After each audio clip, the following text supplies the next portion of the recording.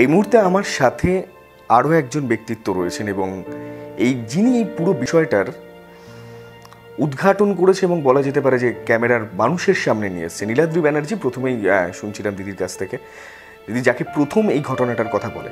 নীলাদ্রিদা, welcome to city cinema. এবং আমার মনে হয় তোমার একটা ভালো পরিচয় রয়েছে, সেটা যদি পুরো ডেজিগনেশন সমেত বলা যায়। ওকে, আমি হিউম্যান রাইটসের youth president at present, West Bengal. Okay, তুমি যখন প্রথম এই ঘটনাটা জানতে পারলে, তারপর কি কি স্টেপ নেওয়া হলো? ওকে, আমি বলি ঘটনাটা তাহলে। গত 8 তারিখে আমার কাছে একটি ফোন আসে। উনি ফোন করেন আমাকে, ফোন করে বলেন যে, প্রথমে উনি ফোন করে আমাকে বলেন যে কি ঘটনা ঘটেছে ওনার সাথে। গত 5 তারিখ ওনার ঘরে যে পাশবিক অত্যাচার চলেছে, উনি ফোন করে আমাকে পুরো ঘটনাটা প্রথমে বলেন। এবং উনি যখন ফোন করেন আমাকে, আমার মনে হয় গত 8 তারিখ উনি 5টা থেকে 5:30টার মধ্যে ফোন করেন। এবং ফোন করার পর উনি যেভাবে ফোনে কথা বলছিলেন, আমরা তো এই ধরনের কাজ লাস্ট এত বছর ধরে করছি, তো আমরা বুঝতে পারি যে একজন যিনি ফোন করছেন তার মেন্টাল কী স্ট্যাটাসে উনি ফোন করছেন। তো উনি অলমোস্ট এরকম একটা অবস্থায় ছিলেন যেখানে উনি ভাবছিলেন যে উনি সুইসাইড করার মতো জায়গায়। উনি মেন্টালি একদম স্টেবল ছিলেন না। আর আমরা জানি 2020-তে আমাদের সাথে লাস্ট কয়েক মাস ধরে কি ঘটনা ঘটছে, বলিউডে দেখে এসেছি কি ঘটনা আমাদের সাথে ঘটছে। তো উনি যখন এই ঘটনাটি প্রথমে আমাকে জানান, তো আমার প্রথম হিউম্যান রাইটস বাদ দিয়ে আমার মধ্যে হিউম্যানিটি কাজ করলো যে আমার ওনার প্রপার বাড়িতে পৌঁছে ওনাকে প্রথম উদ্ধার করাটাই আমার মনে হলো প্রথম কাজ। কারণ উনি যে স্টেটেই থাকুক না কেন, প্রথম ওনাকে বাঁচাতে হবে, প্রথম ওনার জীবন আগে। ঠিক। তো আমি ওনার বাড়িতে যাই এবং প্রপারলি অ্যাড্রেস নিয়ে আমি ওনার বাড়িতে যাই, গার্লফ্রেন্ডের বাড়িতে। এবং গিয়ে যে অবস্থায় ওনাকে দেখি, আমার মনে জাস্ট হয়েছিল যে উনি হয়তো আর কিছু সময় গেলে উনি, আমরা আরেকটা পরের দিন পেপারে পড়তাম যে টলিউডের আরও এক অভিনেত্রী আত্মহত্যার শিকার। এটা আমার প্রথম মনে হয়েছিল দেখে। আচ্ছা। কারণ যে ঘটনায় ঘটে থাকুক, সেই ঘটনাটা এখন বিচারাধীন অবস্থায়, কিন্তু ডিপ্রেশন তো এখন একটা রোগ হয়ে গেছে, মানসিক অবসাদ, এটা একটা রোগ হয়ে গেছে এখন। তো সেই অবসাদ থেকে মানুষ যে কন্ডিশনেই থাকুক, সেটা ভালো হোক খারাপ হোক বা যে কোনো কারণেই হোক, সেটা properly counselling and medical science এখন অনেক ডেভেলপ, এবং সেই অবস্থা থেকে ওনাকে বার করে এনে একটা সুন্দর সুস্থ জীবনে পৌঁছে দেওয়াটাই হচ্ছে প্রথম আমার মনে হয় হিউম্যান রাইটসের কাজ। ঠিক। যে কাজটা আমি করার অল্প হলেও চেষ্টা করেছি। তো তারপর যখন ওনাকে আমি বাড়ি থেকে নিয়ে, উনি যখন আমার কাছে প্রথম কেসটা করেন, তারপর আমার মনে হলো যে না, উনি যে জুরিডিকশনের আন্ডারে, যাদবপুর থানা, তো সেখানে ওনাকে নিয়ে যাই।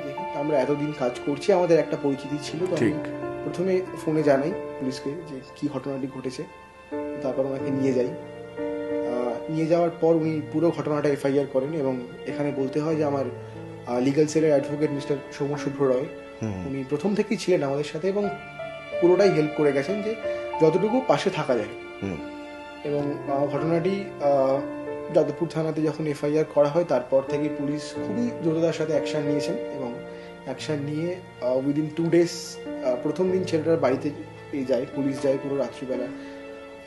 15 জনের টিম নিয়ে একটি পুলিশ যায়, পুলিশের একটি বাহিনী, কিন্তু পায়নি ছেলেটাকে, পলাতক ছিল ছেলেটা। ওকে। তো তারপর পুলিশ কোনোভাবে নাম্বার ট্র্যাক করে হোক, যেভাবে হোক, পুলিশ ছেলেটিকে অ্যারেস্ট করেন। এবং প্রথমে ছেলেটির 2 দিনের পিসি হয় যাদবপুর থানায়। তারপর ম্যাজিস্ট্রেট এডিসিএম থেকে ওনার 12 দিনের জেসি হয় সেন্ট্রাল জেলে। ওকে। তো এই স্ট্যাটাস ছেলেটি এখন 22 তারিখ অবধি 12 দিনের জেসি কাটছে। তো এখন অ্যাট দ্যাট মোমেন্টে কি মনে হয় যে এক্স্যাক্ট শাস্তিটা কি হতে পারে? দেখুন, শাস্তি তো পুরোটাই বিচারাধীন, যে শাস্তিই হোক পুরোটাই প্রমাণ, দুপক্ষের উকিল প্রমাণ পেশ করবে, পুরোটাই সেই মতোই প্রমাণ হবে। বিকজ আমরা তো যে ঘটনাটি শুনেছি সেই ঘটনাটি করছি। আজকে আমি হিউম্যান রাইটসের কর্মী হিসাবে বলতে পারি, যে কোনো মানুষ আমাদের কাছে আসলে আমরা প্রথম দায়িত্ব হচ্ছে তাকে রেস্কিউ করা বা তাকে তার বিপদ থেকে বাঁচানো। তো এবং সেটাকে আমরা প্রপারলি ইনভেস্টিগেট করে সেই মতো কেস করা। এবং যে ইনভেস্টিগেশন প্রসেস চলছে, যে যদি ছেলেটি কোর্টে দোষী সাব্যস্ত হয়, তো কোর্টের আইপিসি অ্যাক্ট, যেটা আমাদের অ্যাডভোকেট বেটার বলতে পারবে না, অনুযায়ী যেটি শাস্তি হওয়া উচিত সেটাই হবে। যদি এরকমটা হয় যে হিউম্যান রাইটসের কাছে খবর পৌঁছানোটা বা তাদেরকে জানানোর কি উপায় রয়েছে বা কোনো নাম্বার রয়েছে কি? হিউম্যান রাইটসের আমাদের নাম্বার রয়েছে, এবং সেকেন্ডলি আমাদের ফেসবুক হিউম্যান রাইটসের পেজ আছে, এবং গুগলে আমাদের ইন্টারন্যাশনাল হিউম্যান রাইটস সার্চ করলে আমাদের ওয়েবসাইট আছে, যেখানে পুরো ডিটেল আমাদের নাম্বার থেকে শুরু করে ওয়েবসাইট, ওয়েব লিঙ্ক, জিমেল মানে ইমেল আইডি, পুরো ডিটেল আমাদের ওখানে পাওয়া যায়। এবং যে কোনো স্টেটে আছে সেখানে যে কোনো স্টেটে আছে, যে কোনো প্রবলেমে আছে, জাস্ট ওইখান থেকে নাম্বার, প্রত্যেকটা স্টেটের ইন্ডিভিজুয়াল নাম্বার দেওয়া আছে। যদি নাম্বার না দেওয়া হয়, আমি আমার নাম্বারটা বলে দিচ্ছি। আমার নাম্বার 9874843794। আপনি যে কোনো সময় যদি ওয়েস্ট বেঙ্গলের কোনো সমস্যা হয় আমাকে ফোন করতে পারেন। আমি আমার সাধ্য মতো যতটা সম্ভব ট্রাই করবো তার পাশে থাকা। অসংখ্য ধন্যবাদ। For more such type of videos, do not forget to like, comment and subscribe to the channel Niladri Banerjee. Thank you for watching.